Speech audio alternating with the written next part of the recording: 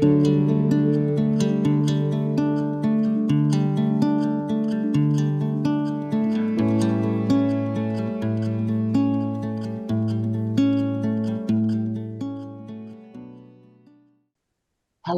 and welcome to today's episode of the podcast Little Eyes, Little Ears, Centering Children and Youth in Gender-Based Violence Work. This podcast is from the Learning Network at the Center for Research and Education on Violence Against Women and Children at Western University. The purpose of this podcast is to enhance work to support children and youth in contexts of intimate partner violence. I'm Dr. Linda Baker, and I'm pleased to host today's episode with our amazing guest, Maya Lebrun. Maya has been advocating for children's rights within the Canadian family justice system for the past 4 years, starting when she was only 16. She has had the privilege of speaking at provincial and Supreme Court judges' conferences, sharing at multiple continuing legal education conferences, representing BC in UNICEF's Child Safe Cities Summit, and having published in Bar Talk. She just completed her term as a board member for Mediate BC and has signed on to the youth advisory team for a research project looking to reduce youth sexual violence. Maya is currently obtaining her bachelor's in law and works as a children's coordinator at her church. Maya, it's hard to imagine that somebody as young as you has done all of these things already. And we're so pleased to have you with us today. And I wonder if you'll just start by telling us a little more about yourself. Hi, thank you for having me. A little bit more about me. I'm a sister. I have two younger sisters. I'm a daughter. I'm a cat mom. I do a lot of work with youth in the summers, especially working at camps. Beyond that, I'm a student and, trying out online school and different things like that. So, yeah, that's a little bit about me. Maya, one of the things that we're really interested in is we know that in terms of gender-based violence work, that there's a long tradition and commitment to valuing survivor voices. And we wanted to ask you, how can we make the inclusion of child and youth survivor voices in services and supports a reality? So to go beyond having it as a value or an aspiration, but really make it happen. I think involving kids in what you're doing in your projects, I think there's two sides. So if you're asking about how do services for people, survivors of gender-based violence or kids in the legal system, like how to service them and have them at the center is one thing. And then also how to just help the general public and just how to help kids in the legal system and how to help kids who are out of it and wanting to help frame the way that we do the legal system and in services. I think as far as reaching kids and having them be involved and getting that audience and also finding kids that want to be a part of your work is just having greater advertising for Mhm. it, I think is a big thing. I think having a social media presence is really important and also going to places where kids are. So whether that's doing, assemblies at schools, going into classes, putting posters up in schools, putting up in community centers, in sports team rec centers, going to coffee shops and restaurants that are right around high schools and putting up your materials. That's all places that kids are, and they're going to see things. They're not going to see things that are just, not in their area or just in a courthouse, just in a government agency. Like they're not there. They don't see those. Um, Even just a lot of the children's legal offices. Like we have one in Vancouver, putting things up there. That's where kids will see them. So I think making sure that you're marketing to the right audience is really, really big for having kids want to come and know about it and partake. Having honorariums to just, yeah, honor their time and be a motivating factor for teens is a really big thing. Um, Even just food, if you can't afford to do an honorarium, if you feed a kid, they will come. So, um, yeah. Those are great ideas. It's interesting because I think you're right. A lot of times, the services that may be really wanting to involve youth, children and youth, Hmm. they may do it through their typical portals, so to Yeah. speak. So they may do it in terms of their own website or put a call out on that. But children and youth may not be accessing or even know about that No. website.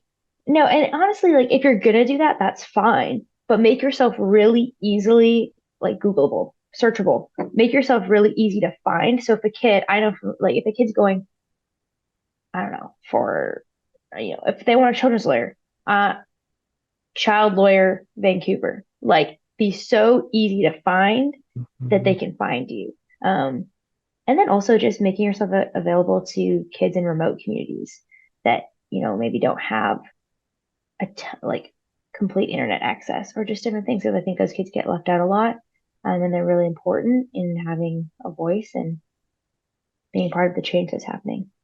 And do you have specific ideas for how we make sure that youth that are in more remote areas aren't left out from Yeah. opportunities like this?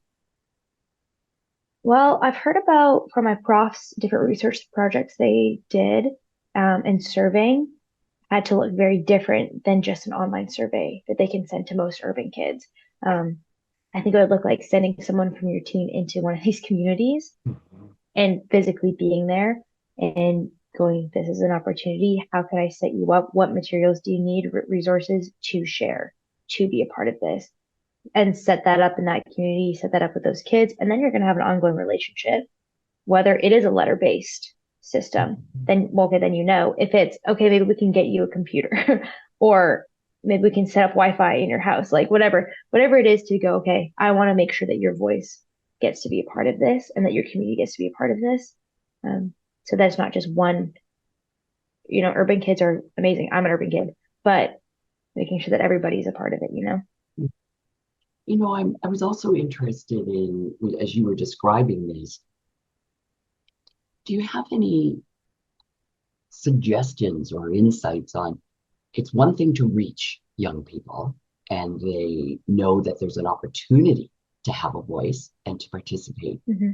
but how should we go about making sure that that's meaningful, that it's not just a taking from youth, but that it's a two-way. They're benefiting from the experience, and obviously the program or the project, the service is also benefiting from their input.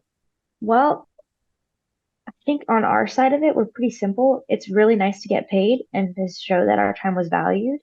And that will, that just shows that, okay, I mean, the people that are doing it are getting paid to be there. And so we're also honoring the youth and that, okay, they're getting paid an honorarium. What you're sharing matters. I think sending them materials of what their contribution did or what it contributed to is really important. So follow up. Um,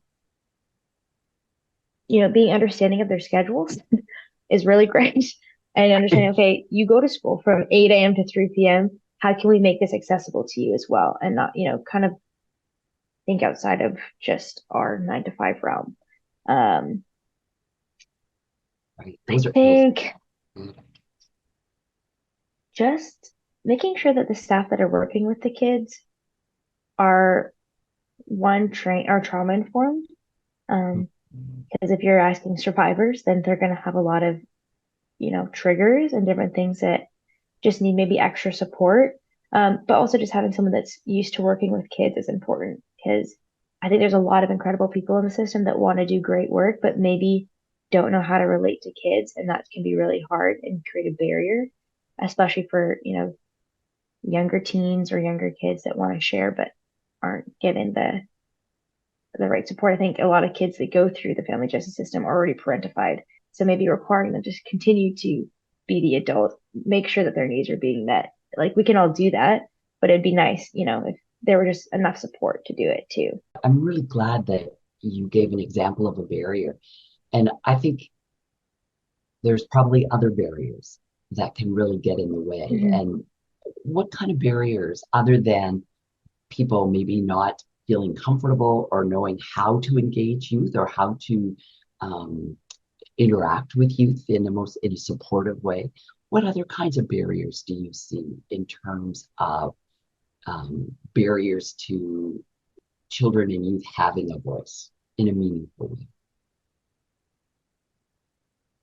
way? If I've done anything in the last 4 years, it's go to a lot of meetings, and those are great and super effective. And I think I've seen them done really well and really progress over the past 4 years. So I think what I've seen is, at first I feel like I was one of the very few youth that would be in a group, and now it's, becoming. I mean, I'm going to a conference in 2 weeks, and I think like I don't know if it's like 64 or 70 of the participants are kids and youth and Wow. survivors. So before it was like one to two of us, and now it's 60 to 70. So um, making space, really making space at your table for a youth.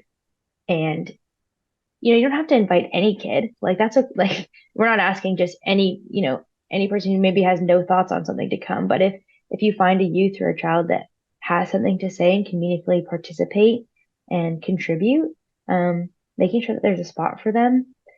I know one issue that was happening like a few years ago in some meetings I was in where the youth that were there would, by no one's fault, just become the designated note takers for what was going on. And that just wasn't very good. And no one had ill intention. It would just be, okay, we're doing this over Zoom or something or with Menti. Um, and, the youth would know how to run it maybe a little bit better than some of the other participants, but then they would just be like the note takers apart from being just not being able to participate as much because of that. So I think making sure that it's very clear that the kids are not there to take notes or to be tech support, but to participate. Exactly. It really brings meaning to what we mean by child and youth survivor voices. Mm-hmm. And it's not being an extra pair of hands at an event, is what you're Correct. saying. And but you've seen some progress in that area, For that sure. there's less of that that's happening now. Yeah, And definitely. Maya, do you think that's in part because of feedback Yeah. from it's Yeah. So the I do a lot of work with youth voices, and I mean, that's where I really started and have branched off in a lot of different directions from that. But one thing that I really value is after, say, a conference, there'll be a meeting and just going over, what went well, what didn't go well, and then having the coordinator, I don't know if you know Carrie Boyle, but she coordinates that, her then going to whatever conference that we spoke at and just making sure that they know our feedback and our um, reshaping and redoing. And it's like definitely in a not a condemnation way of like, oh my gosh, you wrecked these kids' lives. Like, no, it's all good. It's just fine tuning different parts of everybody wanting to do a good thing and just how to do it the best. right. So it really is like anything else. There's a learning process to it, and A you're hundred doing percent. work. It sounds like, Maya, to make sure it's not just an event, that it is a process, and that we're all building capacity in terms of how to better support youth voices in our events and in projects, and that feedback becomes critical for that.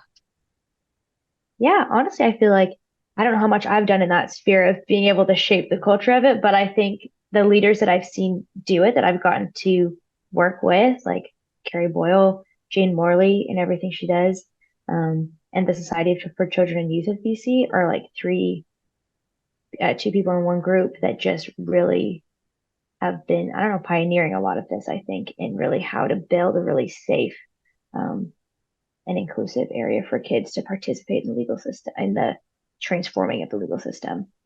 Um, yeah, You mentioned that you would hope that people that were supporting children and youth, that they used a trauma-informed approach. And whether that's within the justice system, whether that's at a conference that's being held, whatever, wherever, and whatever is being done.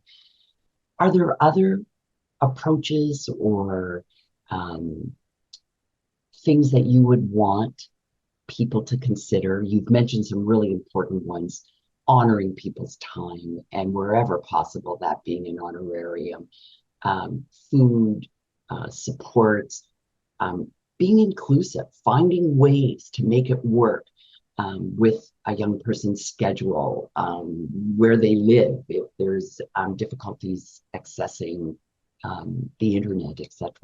Are there other things in terms of really supporting child and youth voices that people could do? I feel like I've hit a lot of it around the services. I think we're moving away from tokenism and just having your token kid that's their like your poster child. I think that's fine, but as long as it doesn't just stay there, where it's moving into participation, not just this is, and I've seen this, with different youth I've talked with of, wanting to move away from this is their story, please feel bad for them, and then that be it. But going on, this is their story. What can we draw from this? How can we work with this youth if they want to create change, to advise change, to, be a part of the process. So it's not just we heard from you once, thank you so much, and then moving on and not changing their practice.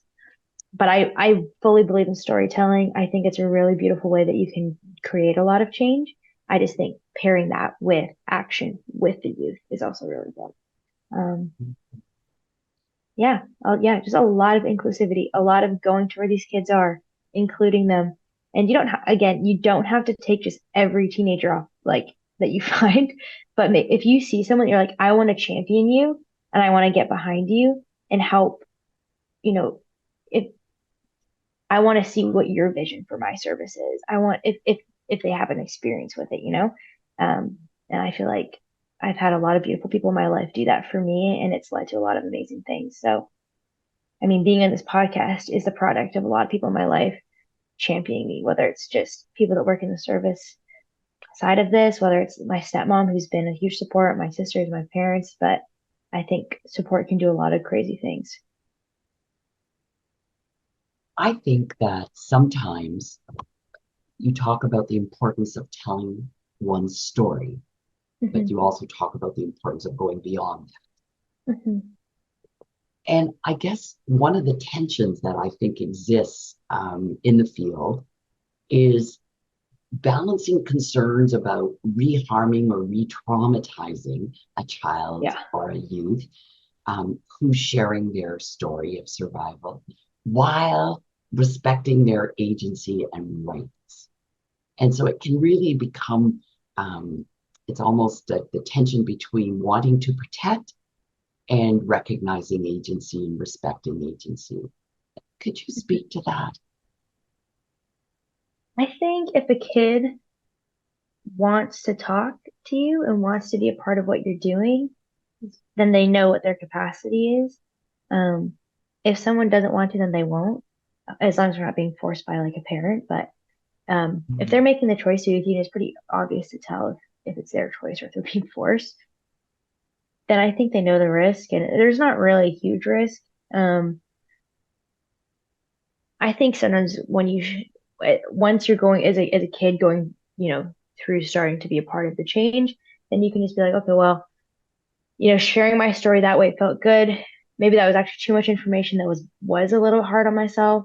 I think if a youth or a kid is wanting to take part in your service and in helping shape and change and share their story, then they know going into that what's going to be required of them, then they can make an informed decision. Um, I think making sure that they have supports in place for them and just checking in and also just letting them know like, hey, you're going to share if they're young, just, hey, you're going to share your story. It may make some feelings come up for you later. Here are some supports for you. Please make sure that you take care of yourself, that you're not like sharing and then going right straight to school after, but just reminding them or reminding their parents or whatever of, please take care of yourself after this. Like what you just did was really important and also could bring out some things for you. But beyond that, I think as long as you're making clear what your expectations are, then a kid knows this is something I want to do, this is something I don't want to do, and they can make an informed decision. I mean, honestly, with the way that we're doing this right now is quite transferable that anyone could take. You didn't ask me to share my story. I'd be happy to if you wanted me to, but that's just not really what this is. And so you're just asking me questions. I'm giving you feedback, and nothing about this would ever be traumatizing, at least for me. I think that we have begun to do a better job of bringing supports on the day of. But I really don't want to lose your point about it may be later that the Yeah. impact of having shared that story, that it's great that there's supports there and that there's sort of a wraparound child or youth if they are open to that the day of. But you were talking about the follow up. And would you advise people to help ensure that the youth has a support system?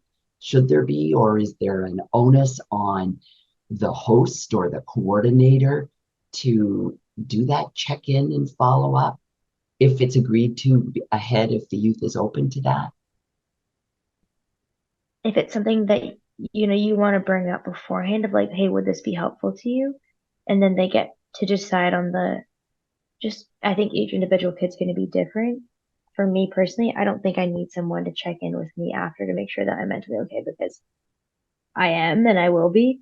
But maybe for some kids that's going to be really helpful. And just making sure that kids are safe. So yeah, I think giving them the option.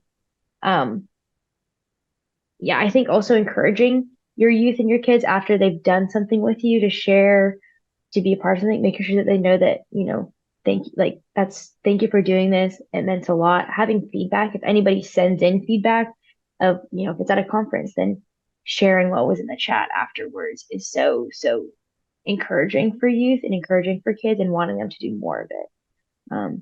Yeah, I think that would be my only thought on it. When you think about youth rights, children and youth rights, um, it was, I think, in 1989 that the UN Convention on the Rights of Children was penned. Uh, Hmm. and where have we come with that? And maybe start with the legal system because you've been so involved. I mean, I think that we at some points were almost actively trying to keep children out of the system. We were Yeah. thinking, and out of we thought we were doing the right thing. I think there Uh-huh. was a good intent, but Yeah. we've learned that that wasn't. And in fact, that's denying rights. And what progress has been made, do you think? What differences, even in your time span, have you seen? And that would be really helpful. I think children's rights have greatly progressed since then. That is such an incredible piece of uh, legal text that we have, or legislature. But, um, well, I mean, we have children's lawyers now, and we have them in a solicitor client model, which is so important um, Why is because that that actually, important, Maya? Why is that so important that it's the solicitor client model? okay, well, there's different models to having a children's lawyer. This one, solicitor client, basically it's the same as if you went to a lawyer, your relationship with your lawyer and the way that you direct them would be the exact same as that, but with a child. So the lawyer isn't making decisions for the child. It is not, they are not choosing this is what's best for you and I'm going to advocate for that, which, that could be helpful if the child is very young, like 3, 2, 3, 4, 1, and if there's parents that, just really can't, it's just having a watchdog, basically, to make sure that the kids' needs are being put first. But once a kid is, able to make decisions and direct a lawyer, and the lawyer's offices gauge that with each kid to make sure that they can, delegate and um, give direction, then I think it's important that they have this model because it, I think it could be more dangerous if, say, a 15-year-old is having someone else again continue to put their narrative on their story and be presenting that to a judge and not having so much weight. Um, yeah, I mean, that's why I think it's important. I think it's important that kids have the ability to share what's going on in their lives from them and have the judge have direct access to the kids, not through just a psychology report, not just a social worker's summary of what happened in their life and if it's valid or not. But this is what's going on in the kid's life from like high conflict to low conflict. I think it's important. Yeah, other ways that, I mean, there's so many changes. I mean, in the way that we involve youth in the change that's going on has changed in the last at least 4 years. And it was, it started way before me and before this 4 year thing. So seeing that be a part of it, having a greater emphasis in general of supporting youth, supporting children's rights, making that an actual big deal. That kids, moving from a place of kids being property to kids being their own person, their own experience, their life matters. Um, I mean, in general, we've just come a long way in rights and valuing humans of all shapes and sizes and forms and whatever. So, yeah. It's been transformational, but it I also am hearing from you it's great the progress that's been made, but we've still got a ways to go. Yeah, And I think I mean, for me, I think the big ways that things we need to change is especially how we interview children, how we like within the system itself, how we protect kids, I think is very messy and where there's a lot of issues for the most part. can you talk a little bit more about that? How we protect kids? Are you talking in terms of child protection services in that sense, or just generally our desire to protect kids and how that can go amiss? Ah, there are so many parts to that. Um, I mean, a buzz one that's going on right now is how do we protect kids online? Because we're seeing the repercussions of, I mean, the internet is not an evil place, but there's a lot of dark spots on it that kids sadly get exposed to and causes a lot of pain and causes a lot of issues. Um, and so how to protect them on there is a really big question that I think people are trying to grapple with. Um, I think in the legal system itself, the way that we interview children, I think is very problematic and not safe. Um, I don't have the solution right now of what we could, of how to fully make a new way to do that. But I think that the way that, having MCFD come in, like MCFD is great. They do a lot of great things. Of course, there are critiques of ways that they do things. I don't have the answer, but I think especially in, how maybe they go to people's houses where the abuser is and then interview the child, even if the parent's out of the house, like it just is not safe. Uh, or really promoting the kid wanting to tell the truth. I think too, um, yes, neither parent knows what the kid says right away. But when a report comes out, we don't have very many safeguards for the kid once the abusive parent knows what was shared. Um, the kid is just left with that. I think there's a lot of danger in that, and I know I've seen that in my own family story. Um, I mean, not all kids get access to a lawyer because it's not a right that every kid has. So, I think I would love to see a change in our laws around that, where it's not just, okay, well, if you have the worst situation, then you can have a lawyer, or Mhm. if the judge says it's okay, because I think that leaves a lot of kids out. Um, Or but if you yeah, just happen to be in a jurisdiction where they're available, and some jurisdictions exactly. not, Yeah. regardless of what's going on in that child's life. I think too, like really, I'm not an advocate for reunification camps, and forced reunification therapy. I think those are very detrimental and um, so backwards. Um, I understand the heart in it is, wanting to reunite families, but I just don't know if that's always, I don't know if we should always look from a place of, well, we need to have this family that where the mom and the dad are together and they're with their kids. But it's like, if you wouldn't trust your own kids with that person, why are we trying to force a kid to be with them? If the judge or whoever wouldn't want their grandkid or their child to be with that person, why are we forcing another kid to do that? So I just don't think that always, I definitely think having family is important, but I don't think, you know, forcing kids to be with someone that they really don't want to be with. I'm sure they have a good reason.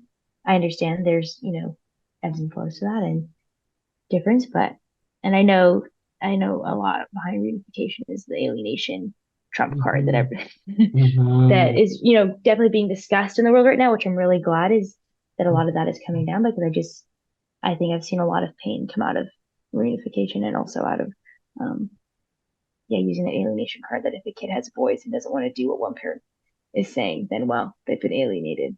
Yeah. Yeah. I just don't think that, adds up. No, no. Um, if you had a crystal ball and a Mhm. magic wand, where do you want to see us with respect to children's rights and in child and youth survivor voices in 20 years' time? I think for services, I would love to see the work that's being done just continue in including kids and even just in all sides of government and all sides of the work world, having youth and kids be a part of what we're building in society, I think is really important and doing that in a really safe way. Um, but having them be a part of things and starting them on the process of creating change young, I think it could be a really cool thing. I think a lot of change within the legal system, having more social workers, which, Mm, that's a hard process in itself, but having more social workers and social workers that um, are trained and understand how to identify covert abuse and coercive control. I think that's really important. I would love to see suicide rates drop, which I think everybody does, but I think that that also comes through systems. That comes, you know, that actually takes work being put into it. Um, I think having kids be rescued and seen within the system being a normal in 20 years would be beautiful. Because I just don't think that's the reputation our system has right now. Um, and I think having more transitional supports for kids coming out of care and foster care into adulthood would be major and kind of stopping the pipeline from aging out to um, youth homelessness. I think we would solve a lot of issues if we could have more supports and help heal, a lot of the toxicity in our system. So those are really, really broad, but I think practical things, having more children's lawyers all over Canada, all over the world, but if we're talking Canada in remote communities, I think better training all around for for teachers, coaches, service workers, social workers on how to identify covert abuse and coercive control. Uh, yeah, no more unification therapy and also no more having police remove children from the home they want to stay in because of a court order. If not, they're being abused, please take them out. But taking them out of a home where they feel safe just because of the court order, I think all of that is a major issue. And I would love for that not to be happening anymore in the future. Maya, your dreams are inspirational. And I hope I'm around in 20 years to see how much progress we've made. But I know that just listening to a little bit about your studies, that you're going to continue your work in this area and that our Canadian context and the world's going to be a better place because of it. So thank you so much for spending this time with us and for talking so openly and off the cuff. Um, it's really going to resonate with, I think, many people that are also working to bring about change and maybe inspire some who haven't spent as much time thinking about some of these things when it comes to children and youth as you have in these last years. With that, I'd like Thank to you. you're welcome. I'm just so happy to be here. Thank you for having me and spending this time talking with me. And I don't know, this is so good. I'm really excited. Oh, that's wonderful. I want to just remind our audience to stay tuned for the next episode in this podcast series. And how you'll learn about that is from the Learning Network. So watch for an email that will let you know when the next episode is ready. And again, Maya, thank you. Take care. Bye.